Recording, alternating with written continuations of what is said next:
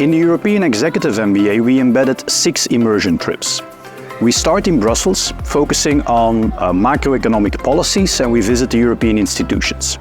Next, we go to Paris, where we focus on sustainable finance. Then we went to Dublin, and in Dublin, the tech capital of Europe, we focused on digital transformation. Next up was Copenhagen. In Copenhagen, we focused on building a sustainable workforce, and we still go to Zaragosa, and in Zaragosa, we will focus on building sustainable supply chains.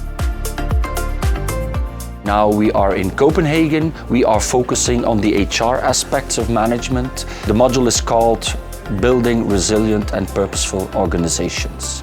If you look into the companies that we are visiting or the companies that are joining us here together in the room, first of all, it is iconic brands. We are working together with companies like Vlerick. We are just had a session with Lego, which I think is also quite iconic brand. Tomorrow we will have Salesforce and Too Good To Go. But even beyond just the brand, it is companies that are, in terms of their HR approach and their people approach, they are really doing very interesting things. This module in Copenhagen is particularly interesting, I think, in terms of leadership, in terms of diversity in leadership, and we've seen amazing examples of that, and you see what is possible. What I particularly like about this program is that it really does focus on the ESG. I think today there's a lot of news, and rightfully so, about the E, the environment, and that's very important, so we learn a lot about that. But at the same time also the S is very important, and this program really has a front-to-end approach to that.